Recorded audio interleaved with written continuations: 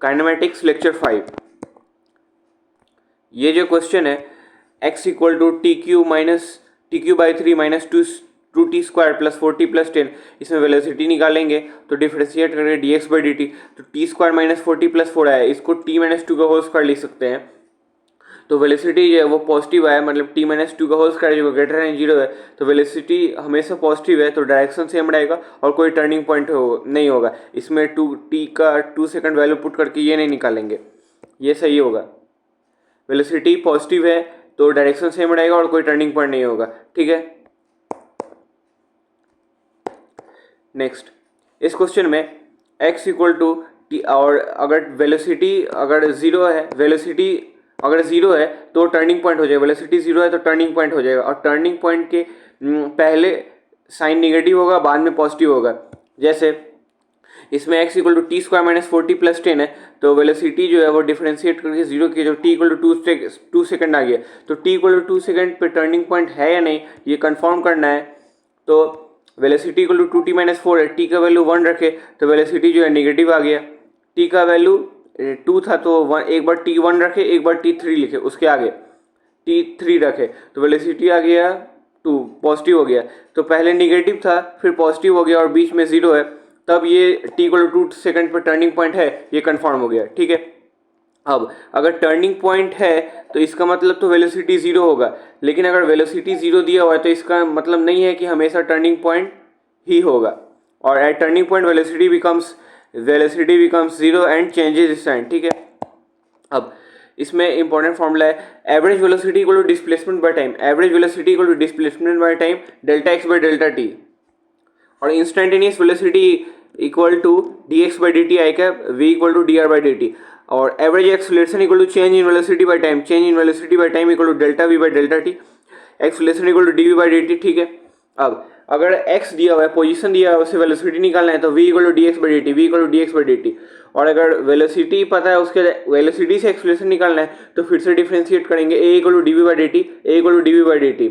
तो इसको a equal to d square x upon d t square भी लिख सकते हैं, डबल डिफ्रेंशिएशन। अब v equal to d x by d t, a equal to d v by d t, और a equal to v d v by d x भी लिख सकते हैं, a equal to v d v by d x भी लिख सकते हैं, a equal to v d v by d x भी लिख सकते हैं, अनदर फॉर्मूला है, ठीक है। अब इस क्वेश्चन में वेलोसिटी दिया हुआ है 2t square minus 8t plus 10, तो t इक्वल टू 1 पे वेलोसिटी निकालना है तो वो हो गया 2 माइनस 8 प्लस 10 हो गया प्लस 4, ठीक है। और एक्सलेशन है t इक्वल टू 1 निकालना है एक्सलेशन है t इक्वल टू 1 निकालना है, तो acceleration equal to d v by d t equal to 40 minus 8, d v by d t कर दिए तो 40 माइनस 8 आ गया, तो t इक्वल टू 1 पुट कर दिए तो एक्सलेशन माइनस 4 आ गया, ठीक है। अब तो ये क्वेश्चन हो गया find average acceleration from t equal to 0 to t equal to 1, तो average acceleration equal to final velocity minus initial velocity upon time, तो t इक्वल टू 0 पे वेलोसिटी है 10 और t इक्वल टू 1 पे वेलोसिटी है plus 4, तो average acceleration आ गया minus 6, और at t equal to 1 acceleration जो है वो माइनस 4 है और वेलोसिटी जो है वो प्लस 4 है। इससे क्या पता चलता है दोनों अपोजिट साइन का है कि स्पीड डाउन होगा, वो आगे जाके रुकेगा, इसका स्पीड कम होते जाएगा, ठीक है। अब इफ वेलोसिटी एंड एक्सेलरेशन का वेलोसिटी और एक्सेलरेशन का साइन सेम है तो स्पीड अप होगा, और साइन अपोजिट है तो स्पीड डाउन होगा 1D मोशन में। और दूसरे तरीके से देखें तो वेलोसिटी और एक्सेलरेशन का डॉट प्रोडक्ट अगर पॉजिटिव है तो स्पीड अप होगा, और डॉट प्रोडक्ट अगर नेगेटिव है तो स्पीड डाउन होगा, ठीक है। अब a particle is moving on the axis straight line, x coordinate is given by, अब x coordinate is given by, x coordinate दिया हुआ है 3t cube minus 4t square plus 60 प्लस 10, अब find position velocity and acceleration at t equal to 2 second, तो t equal to 2 second पे x जो है वो उसमें वैल्यू पुट कर देंगे तो 24 माइनस 16 तो ये 30 आ गया, और वेलोसिटी निकालेंगे तो dx बाई dt करेंगे तो 90 स्क्वायर माइनस 80 प्लस 6, अब t इक्वल टू 2 इसमें डाल दिया तो वेलोसिटी 26 आ गया। अब वेलोसिटी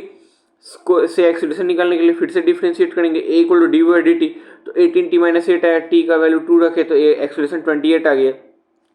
और टाइम 2 सेकंड पे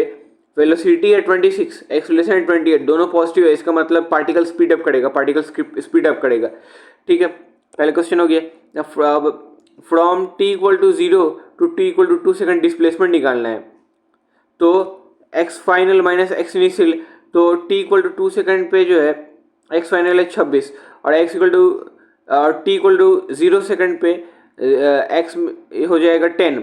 तो 30 माइनस 10 20 हो गया। अब average velocity equal to displacement by time, तो 20/2 टाइम था तो 10 आ गया। Average acceleration equal to final velocity minus initial velocity upon time, तो फाइनल वेलोसिटी है 26, इनिशियल को वैल्यू पुट करेंगे तो 6 हो जाएगा, तो 26 माइनस 6/2 तो ये 10 आएगा। ठीक है, ये क्वेश्चन हो गया। अब वेलोसिटी और एक्सेलरेशन का साइन सेम है तो पार्टिकल स्पीड अप करेगा, साइन अपोजिट है तो स्पीड डाउन करेगा। और वेलोसिटी और एक्सेलरेशन का साइन सेम है तो पार्टिकल जो है ओरिजिन से दूर जाएगा, पार्टिकल ओरिजिन से दूर जाएगा, particle will move away from origin. और अगर साइन अपोजिट है तो पार्टिकल ओरिजिन की तरफ आएगा, particle will move towards origin, particle will move towards origin, particle will move towards origin. ठीक है, अब इस क्वेश्चन में average velocity from A to B निकालना है, तो ए टू बी जो लाइन ज्वाइनिंग जो ए टू बी है, ये लाइन बनाती है जो कि ज्वाइन कर रहा था, उसका स्लोप निकाल लिए tan 30 डिग्री इक्वल टू 1/√3। ठीक है, और फाइंड वेलोसिटी एट सी, तो ये इंस्टेंटेनियस वेलोसिटी निकाल ली, ये टेंजेंट का स्लोप निकाल लिए tan 45 degree equal to 1, velocity हो गया 1 आई के। और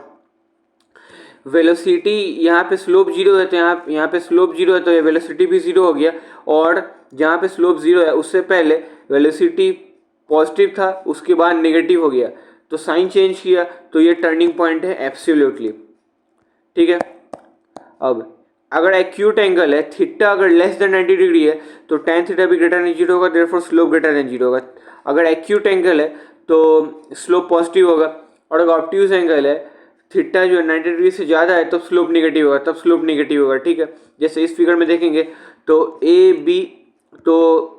बी सी तीनों पे स्लोप पॉजिटिव होगा क्योंकि 90 डिग्री से कम एंगल है, 90 डिग्री से कम एंगल है, स्लोप पॉजिटिव होगा। डी पे तो स्लोप 0 हो जाएगा, डी पे स्लोप 0 हो जाएगा, और ई एफ जी पे स्लोप जो है वो 90 डिग्री से ज़्यादा है, tan थीटा जो है 90 डिग्री से ज़्यादा है तो स्लोप जो है वो नेगेटिव हो जाएगा। ठीक है, ये हो जाएगा। तो लेक्चर 5 कंप्लीट हो गया। Thank you.